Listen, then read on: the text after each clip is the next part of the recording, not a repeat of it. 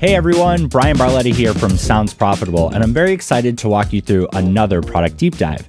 Today we have Raoul from Adthos joining us, and Raoul is going to tell us a little bit about Adthos before we kick things off and about himself. So Raoul, welcome to the deep dive. Yes, hi Bryan. Good to be on your podcast and deep dive. My name is Raoul Wedel. I am owner of a software company that's been around for 30 years, and we specialized in traffic and billing software, financial software for radio and television stations. And a couple of years ago, we launched a new product, a new platform called Adthos that we're very excited about. That's awesome. And so me and you have had a chance to walk through this directly, but today we're going to walk everybody else through the platform, and it's all about dynamic content, correct? That's correct. The platform is an end-to-end production tool from content creation, short-form content creation, to write-up delivery into a VAS tag, into a radio automation system or any other content. I'm a big fan of that, because the idea right now is that so much in podcasting is built just for podcasting, but so many of those tools can work very well for streaming, and even some of them can work well for broadcast radio. So audio as a whole is maturing because podcasting is pushing aggressively into these areas, and it creates this really awesome package that people should start exploring more and more as time goes on. Now, some of you might notice here that it says Adthos team under Raoul instead of his name, and that's because Raoul actually has another person on his team, Emile here, who is going to be helping us out during some of the presentation. So Emile, welcome as well. Yeah, thanks. That's correct, Aaron. Emile, what's your position at Adthos? Well, I like to call myself a manager van alles. I've done some product ownership. I've done a bit of project management, and currently I manage some operations. I'm basically Raoul's right-hand side for cool experiences like this one. I love it. Now, who's going to be the first person to walk us through the platform? That'll be me. So let me go ahead and share my screen here. There we go. So basically what you see here is the main page of the Adthos portal. On the left-hand side, you have the navigation pane, and we're going to jump straight into the creatives. So when clicking here, you see an overview of all the creatives that are associated with the person that's logging in. I'm just going to go ahead and create a new creative by clicking on the plus button. Doing so opens the multi-track editor with one track already available. And on this track, you can add one of 4 insertions, 3 of which we're going to look at in a bit of detail. First of all, there's the audio file. So this would be if you would like to add maybe some sound effects or maybe some music. Then there's the text-to-speech option that we're going to look at in a bit more detail in a moment. And then thirdly, there's the recording option. This allows you to record talent that you have in the studio with you, your own voice, or to add a finger snap or a clap to a creative. But let's look at the text-to-speech insertion in a bit more detail. So this is the main screen, and you can start typing here, but top right corner's cool feature is the hamburger menu that leads you straight to the voice browser. So in the voice browser on the left-hand side, you have a couple of filtering and searching options, and here you can select your favorite voices. So like, for example, we have Bob here from the Midwest, who has a nice cowboy accent, if you would say. Or there's Jeremiah, one of my favorite voices, and works pretty straightforward. You just select a voice and then you start typing. So hi, this is Emile, and I'm here with Bryan today. And I play the text and it sounds like this. Hi, this is Emile, and I'm here with Bryan today. That's very cool. And so these voices are ones that you've licensed from external parties, or you've created yourself? No, as a matter of fact, we have different voices that we work with. So let me go back to the voice browser. So as you see here, there are some gray voices and there are some orange voices. The orange voices are premium voices. And these are talents that we've handpicked and selected because we think that they fit our brand really well. Then we've asked them to jump on the rocket ship with us. And then we've presented them with a very extensive script with about 4 hours of audio that they would have to record. It takes about a day. And then we walk them through recording the script. We use our own proprietary recording software for that purpose. Then we do QA on the material that they deliver. And then based upon that, we synthesize their voice. And then we create a model out of that we load into the Adthos portal. And it can be used for future use. Well, that's like a really great point to dig into for a second. All these AI tools that we're coming across now in the editing space, they seem to imply that they can take your raw audio and they can do something with it, which is really cool. I mean, low barrier for entry, someone who's a small podcaster who goes out there, takes their recording and is able to create an AI voice to fill in gaps of words or whatnot. But I think that they've kind of downplayed the value of providing an extensive script. And that's what makes these premium, right? Like that script, while you can get a lot out of somebody's voice from less time on there or something natural that you're getting and you're building a model out of, a designed script does more, right? It allows you to build a better solution. Yeah, definitely, and even more so because it's tailored specifically to the market that we're trying to serve. So on the one hand, these are podcasters that have a great content that they have created. On the other hand, these are this is talent that has been used for Emmy Award-winning commercials. So this is really both ends of the spectrum. We're really serving well in this regard. Very cool. So let me show you a bit more what we can do with the text-to-speech editor. So there's a whole host of features here that you can use to tweak the voice, rate, pitch, volume, and there's a lot of detailed options as well that we get to in a moment, such as the data feature and the variative text feature. But say that we're happy what we've created here, we can just save it. And then the text is immediately converted into a waveform, as you can see here on the track editor. And then we can either choose to share it with the world already, or we can try and tweak it some more. For that purpose, we have a couple of tools. Here on the top, you see some of the effects that we can use. For example, the multiband compressor. So basically, this is the equivalent of what an audio engineer would use in their studio.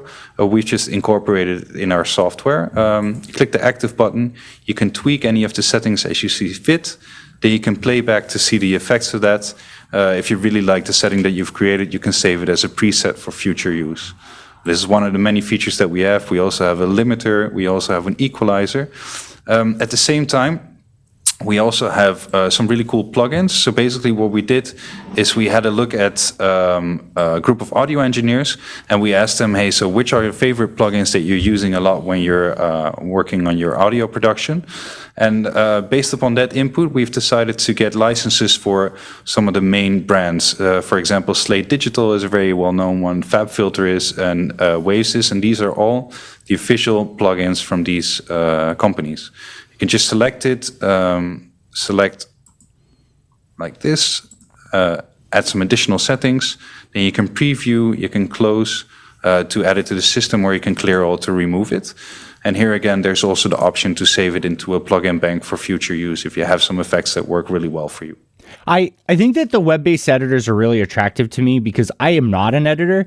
And so these tools that are, synced in the cloud or allow multiple people to work on them pretty easily, they're attractive to me, and they're attractive as a way to educate more people on how to use them. I think there's a lot of editors that have preferred plugins, and the fact that you went out and licensed the official versions of a lot of popular plugins seems like a really great way to get people to actively use your software directly instead of just uploading files. So hats off to you guys on that.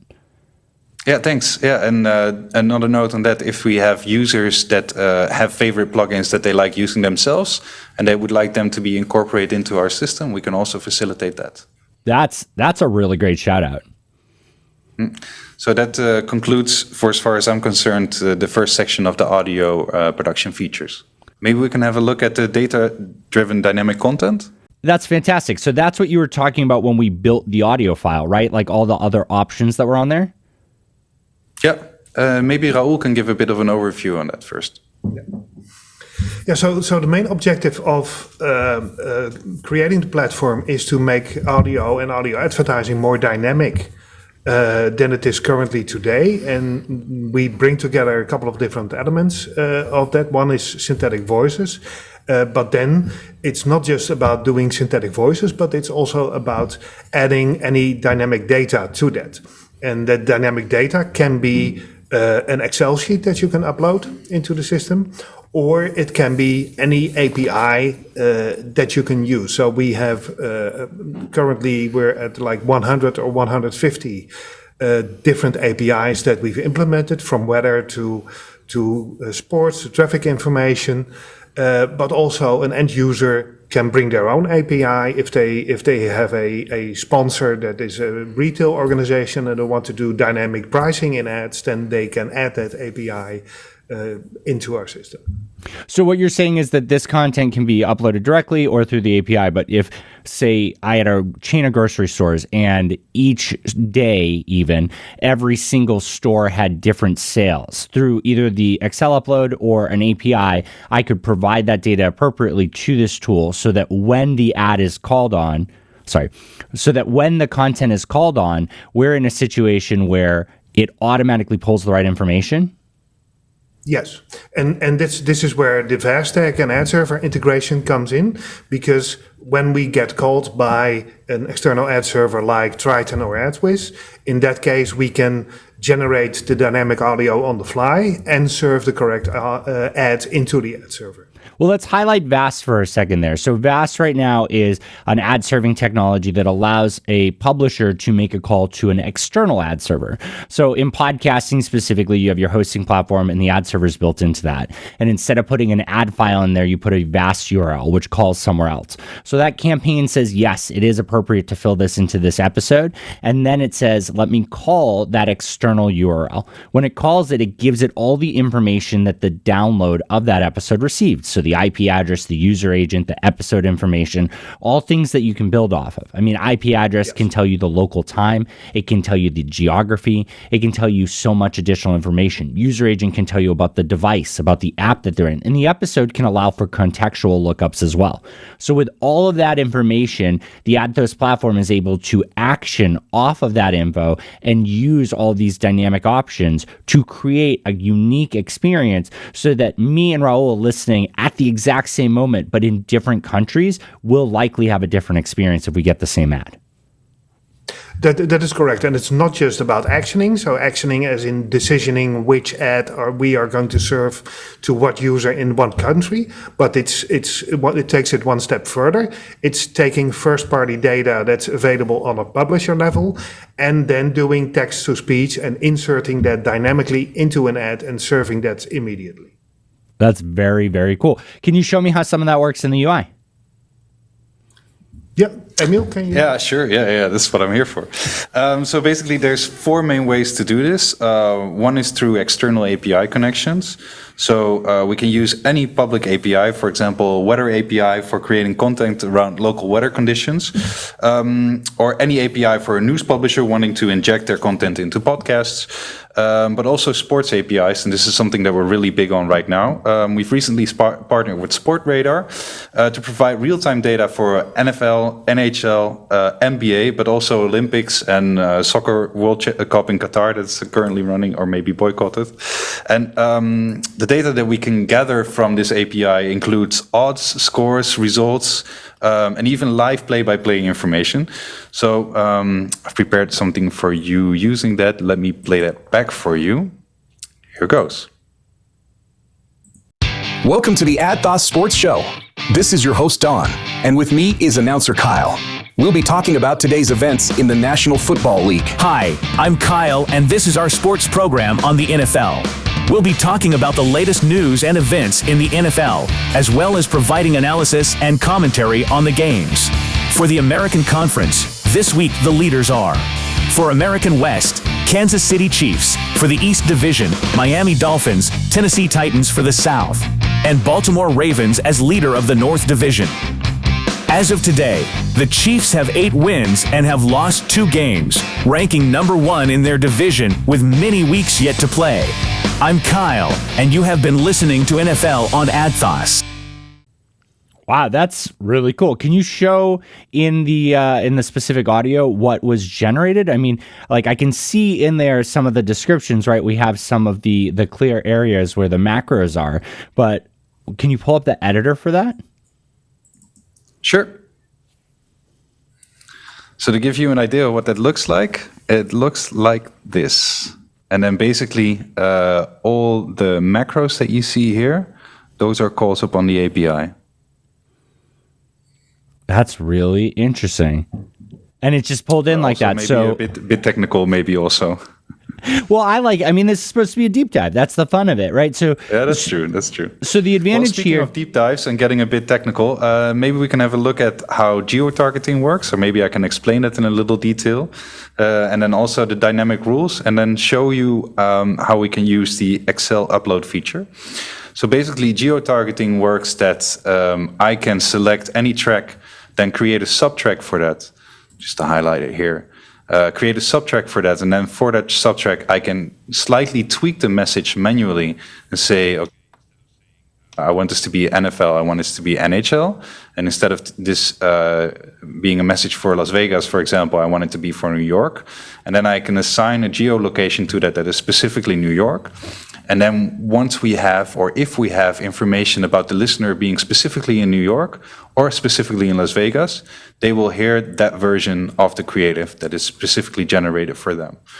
Then we also have the option to set up dynamic rules. So this would, for example, be, say, if it's nice weather, you would like to sell ice cream, but then if the weather takes a turn for the worse, you would like to sell umbrellas. Or maybe it applies to a tennis match that is rained out and the people are supposed to leave the stadium. You want to say that the local warehouse around the corner or local department store around the corner is selling umbrellas, and to guide people there. Then the third or the fourth and last one that I would like to explain is the Excel upload feature. So I've prepared a tiny creative for this purpose. Let me play it back once so you know what I made. In different cities, there's different amounts of different means of transport. Okay, so this is quite generic, right? Yeah. Different cities. Then the idea is that I take this track. Let me first also open the Excel sheet for you. As a matter of fact, let's skip that. It's maybe a bit too technical. I'm just going to generate it immediately while I select the Excel sheet on my desktop. And to give you a bit of an insight, this desktop only includes information about a city name, then an amount, and then a means of transportation. So I select it. Went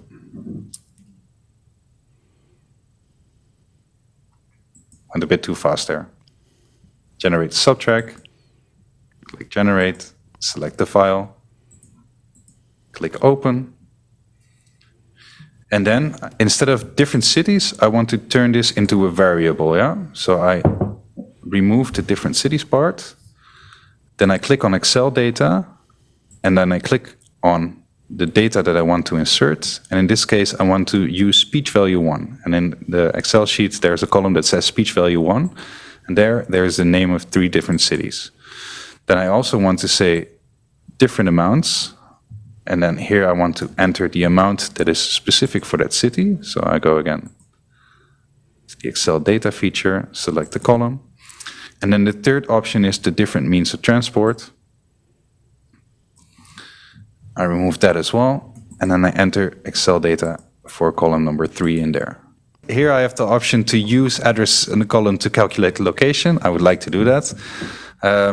I can have the option to add to existing subtracks. It's not relevant. And I can also have the option to adjust the subtracks to match the main track length. I also do not want to do that right now. So then I click upload. And what happens is the system will generate 3 different subtracks based on the Excel sheet that I've made. Once that is completed, you will see the little +3 appear in the top left corner here. And that means that there's 3 variants. Also, the simulate button becomes available. And once you click on this track, you will see 3 collapsed subtracks appearing. You can expand one of these to see what it shows. And basically, these are empty tracks right now until they're triggered. So let's simulate the trigger ones. And then you can choose whether you want to hear the Amsterdam, the United States, or the Amsterdam, the New York, or the Bangkok version. And these are all selected from the Excel input. That's correct. Let's say, let's do New York, yeah? Yeah. Then once I select it, you can see here that the subtrack is being generated, so the text is converted into speech. And then once that's ready, the little orange loading sign will be done. And then if I play it back, it sounds like this. In New York, there's 50,000 taxis. So, and if I change that to Amsterdam, it sounds like this. In Amsterdam, there's 10 million bicycles. That's very cool. So the idea is that you can have, yeah, it's really cool. So the idea is that you can have one main track that is tailored to the audience as in general, and then you can have subtracks that are geo-target specific and that have a specific message for the demographic that you're targeting. So this is basically the high-level overview of the way that we are able to create data-driven dynamic content.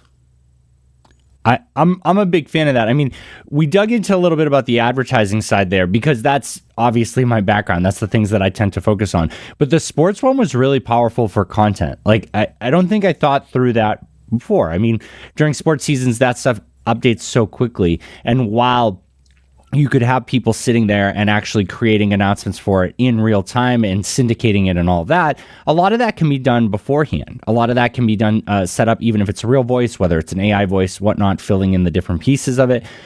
There's so much value in dynamic content, not just dynamic advertising, that can add to a show, that can keep people really focused on the material that you're creating and what you're providing and make you a deeper information source for them, more so than what your main podcast or streaming show or broadcast is going to cover. Yeah, I agree 100%, and I'm really happy that you feel the same way. Yeah, the ad stuff is really great. And, you know, Raoul and I have had a chance to talk about this a lot before. VAST is really a powerful piece of advertising, and it's becoming bigger and bigger. I think a lot of people think a little short-sighted. VAST right now is primarily used to connect one hosting platform to an ad server, an external ad server, or rather one ad server to another external ad server, and used mostly for programmatic advertising. But really the breadth of VAST is the dynamic creative, the fact that someone can provide all of their assets in one place or a call to make real-time decisioning from their point of command. And this tool here is a creative point of command that allows, you know, a lot of real great customization. Yeah. Yeah, and I guess there's also a ton of ad capabilities that are possible with our tool. And maybe Raoul can explain a little bit more about that.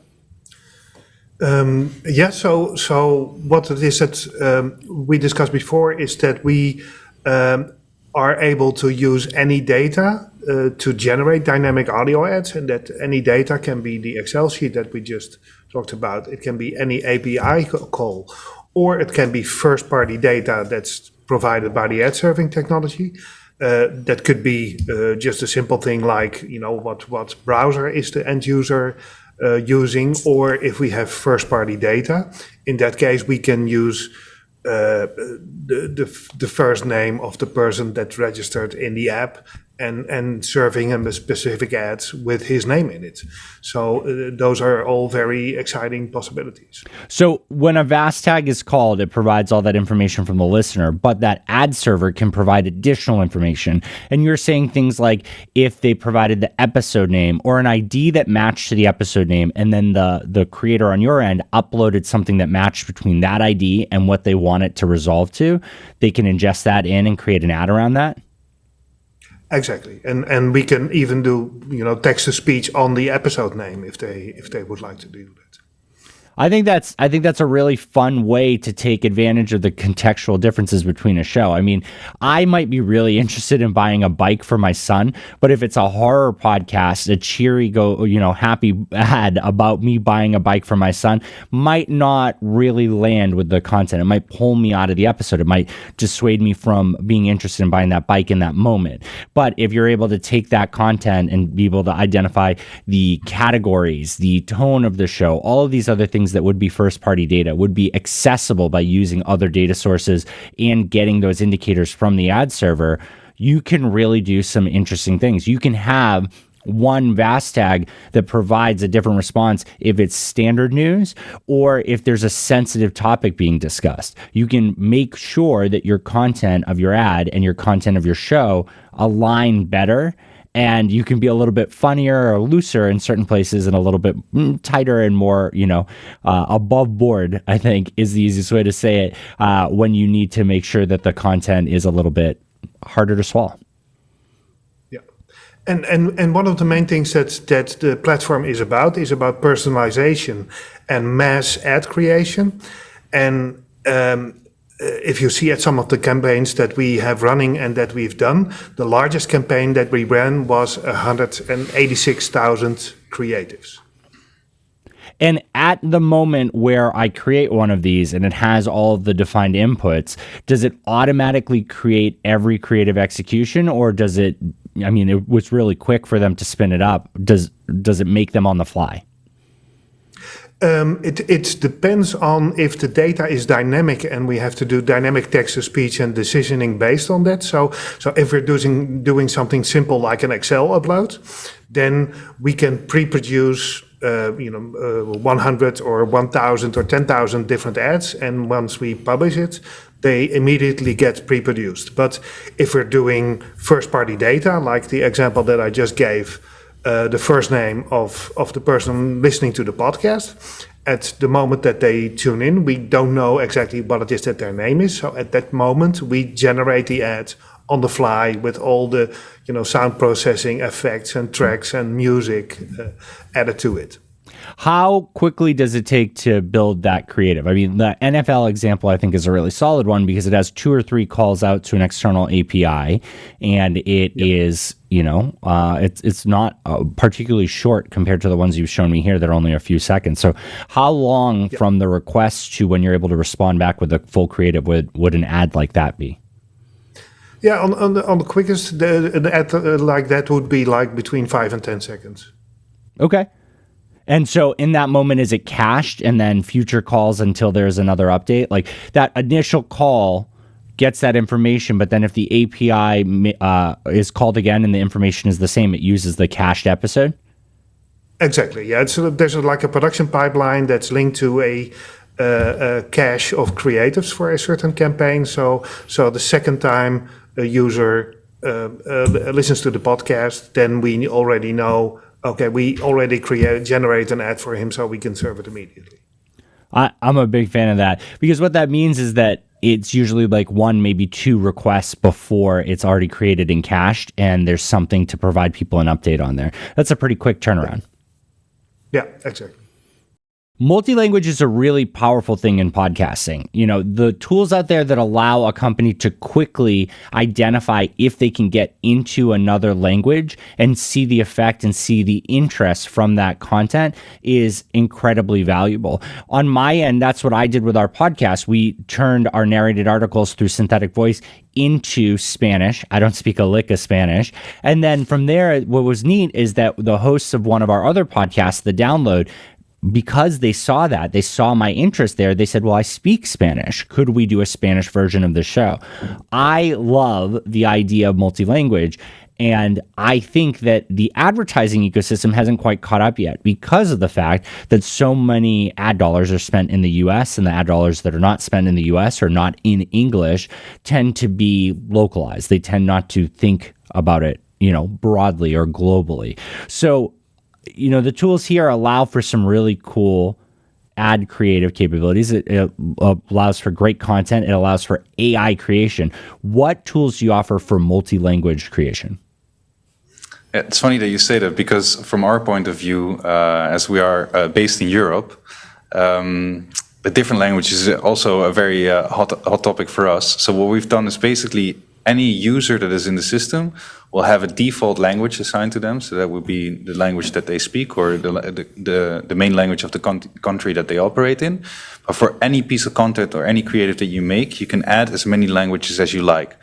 So then just go to the edit option, and then here in the middle of the screen, there's just the add language button, and you can select from any of the more than 60 languages that we have in the system. And you can just translate any creative that you have and convert it immediately into a different language. So does that use the same voice actor? And so like one of the pictures you had there for a premium voice showed a very cowboy-ish fellow. Would that mean that if I did that and I selected Japanese, that their voice would be used to create a Japanese ad? Yes, it is possible. For the particular example that you made just now, currently it is not. But what we do is we select talent that we think works really well with our brand. And then we have the opportunity to teach the model a new language. So basically we synthesize their voice and then we take that voice to school and teach it a different language. So basically any of the voices that we've used during this demo today, they can speak Spanish, they can speak English, they can speak German, some can even speak Chinese. So, and this is also really a lot of fun to play back to the voice actors because they record their voice, then they give us a license to use it. And then also part of that license is whether or not they are willing to do cross-lingual. And if they say yes, and then they hear their own voice back in Chinese, it's really fun to see their reactions. Yeah. So what this means here is that you have access to all these languages and all the dialects, and you guys put specific care into taking the voices that you've used either directly with your premium service or the indirect ones that you have access to, and you work to approve them in other languages. So when I click add language on there, there's all those options, and there might be some voices available for all or most of them today. But if I said to you that I was very interested in a specific voice, you as a company are capable of exploring that or getting that voice set up for multiple languages. That's correct. Yeah, it could even be your voice. So the example that you had earlier on where you said that you had content that you translated into Spanish, if you would be interested in hosting your own podcast in Spanish with your own voice by using solely text-to-speech, we could facilitate that. We could synthesize your voice, take that model and then teach it Spanish. That's really cool. The thing to highlight here is that, I focus a lot on advertising technology and the vast tag implementation here. But when you create something with finite inputs from the Excel sheet, from using the translation here, this can kick out a set number of this can kick out a set number of audio files, right? So I could create my entire podcast episode with text-to-speech in another language here, export that file, mix it all together, or even mix it fully together here because you had the multi-track editing, and then simply upload that directly into my hosting platform. So this isn't just about a vast call to generate dynamic content. It's about being able to create multiple versions and iterations of content quickly and export it for whatever you want to do. I think that's a great summary, Bryan. And so, the language is a big part of it, but synthetic voice creation is the core of that. Now, I know a good amount of it. I've had a chance to explore it since it's really been active in podcasting, and I'm a fan of it. I think a lot of people are afraid of synthetic voice because they feel like it replaces the voice actor. But you said some really cool things. First off, you said that these are people that you seek out. So they're voice actors with solid talent already. Second, you said that you license the access to their voice. That means they get paid for the additional work there. And the third thing that I want to highlight is in these tools that you've created, there are options in there to tweak and manipulate those voices, which to me is either a subset of audio engineering or an entirely new role altogether. Like I'm a big nerd and I love puppets. So when I think about this is like puppeting someone's voice, right? You can type the text in there, but when we were in the editor earlier, you were you had some areas in there where you could phonetically identify words, or you could change the pitch in certain areas, make the pause longer. That's like an instrument. That's amazing. So talk to me a little bit more about synthetic voice creation. Talk to me about the process that you guys go through, the ethics that you hold for that, and what your ultimate goals are with it. Yeah, I think it would be great if Raoul could take that one. So we started with building a library of synthetic voices of our own. We have a library of the voices that we created, and we supplement that with voices that we had used from the technology providers that we use. Now, especially if you focus on the quality of the voices, if you would listen to some of the different providers, you would hear that we really have been able to create a great quality of synthetic voices and do all kinds of cool things with it, like, the Midwestern cowboy accent or the black voice actor that we were playing earlier on. We sometimes we buy out the right for a person's voice to use it on our platform. In other cases, we do a revenue share in some European countries where we pay the voice actor based on usage on our platform. So it's an entirely new revenue model for the voice actors. And there's some pushback from voice actors against these technologies, but in these cases, we've been able to team up with those voice actors and generate more revenue for them. Yeah, I think there's valid reason for both. I think there's reason to hire a voice actor directly. I think there's reason to use somebody's AI voice to explore something new and quick. I'll tell you, on the advertising side of it, sometimes creative approval happens pretty last minute, or they want to change a word or something like that. And being able to shift that out without having to call the person, book studio time, lose a day, maybe 2 or more, and pay last minute rates, that can be great on the budget for the types of things that we're doing in podcasting and advertising. So I'm a big fan of all of this. I think that it is absolutely the future on there. And I think that we'll see more and more rights-based things for likeness, both voice and visual and all of that. Yeah. So this was really fantastic. We had a chance to walk through the entire platform, and I honestly am very impressed. I think that the fact that there's a full audio editor with all the plugins that you can need there, the option to suggest additional plugins that you guys will onboard, I'm a big fan of that, right? Because that means that this is something that if I wanted to invest in as an editor, I could ask for the specific things that make this my tool instead of a generic tool. The dynamic creative is really exciting to me because we have so many characteristics from an episode, from the ad request, from first-party data that people can action on. And I think I've seen some integrations of this that have been fun. I've even tried out similar things in my podcast where I've tried to say, like, thanks for listening on an iPhone. And I think there's goofy implementations and just for show, but I think there's a lot of really valuable ones. I think the sports one is killer. That could be core content in almost any podcast about sports or sports betting, which continues to be huge. Heck, sports betting ads could tell you the scores of the latest game in your area at that moment. There's a lot of potential there for this tool. I'm a big fan of it. I'm excited to see more of it. Can you give us a little bit of a hint about what's coming in 2023? A couple of different things that we're focusing on. So the translation part we're focusing on. So we will release a version where it can either translate the text that we use in text-to-speech to a different language, or translate the audio of a podcast episode or an ad into another language automatically. That's one thing that we're working on. The other thing that we have a lot of interest from publishers for is a complete self-service AI ad creation platform where you will be able to direct your customer to our website, and they can enter a brief and they click on the button finish, and then in a couple of minutes they will have a completely AI generated pre-produced ad ready for them. That's really neat. That is really neat. The product deep dives are a fun way to express my interest in the ad tech and technology in podcasting.